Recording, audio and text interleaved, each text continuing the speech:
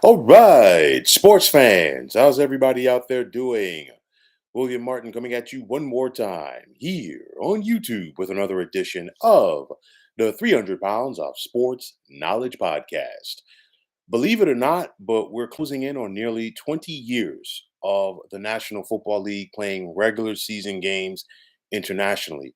The first one took place between the San Francisco 49ers and Arizona Cardinals in 2005 in Mexico City. Since then, we saw the Buffalo Bills have several games in Toronto as part of the international series. But then, of course, the big one started in 2007 when the NFL decided to go to Europe. And of course, that year, the New York Giants and the Miami Dolphins faced off at Wembley Stadium. Since then, we've seen multiple games in Europe each year. And of course, this trend continues to spread right now. But the upcoming NFL season is going to have another twist as the league is ready to take their show on the road to South America when the Green Bay Packers take on the Philadelphia Eagles. However, the twist is that this contest will occur in week number one on a Friday night. And my big thing is, and I pose the question to anybody, is why? I say this because both the Eagles and Packers possess very passionate fan bases that would love to and deserve to see the regular season debut at either historic Lambeau Field or the Lincoln Financial Field in the city of brotherly love when these two teams clash. But instead, the NFL, which has never shied away from chasing the dollar, will instead take their show on the road to Brazil. And to add insult to injury, this game will be on a Friday night on Peacock as the league is once again forcing their fans to come out of pocket rather to watch their product.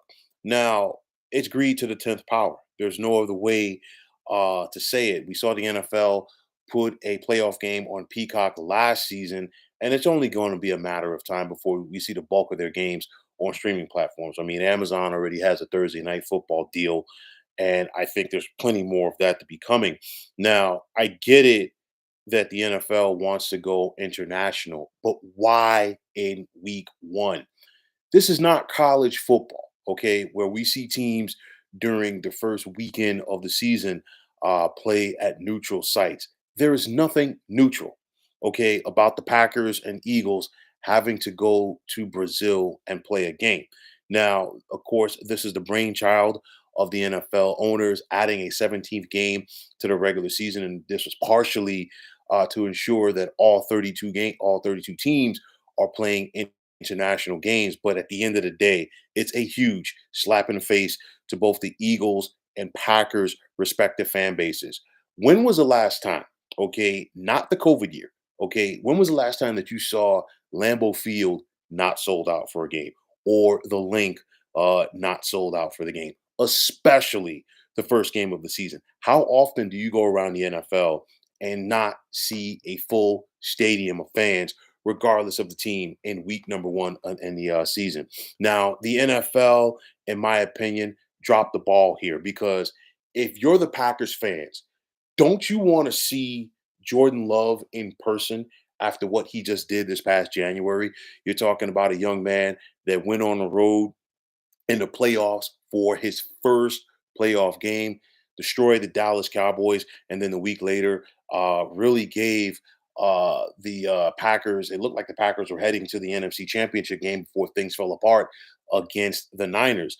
And then you think about the fans in Philadelphia, arguably the most passionate fan base in the National Football League history. Well, not National Football League history, but currently in the National Football League. Okay, don't you think those folks in Philly want to see their new look offense up close and personal with the addition of running back Saquon Barkley to the likes of quarterback Jalen Hurts, and of course the wide receivers AJ Brown and Devonta Smith? Really?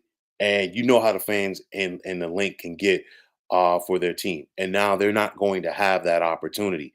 At the end of the day, the NFL is just simply going to continue to milk the golden goose as they're chasing that overseas money. And in the process, they are sticking a huge middle finger in the faces of their fans in the United States, as they're basically saying, "Hey, you know what? We've got your money in our back pocket. We're good. We have your loyalty. Now let's go out there and get somebody else." And at the end of the day, when is enough going to be enough? I know that, for the most part, we've seen most of these overseas games.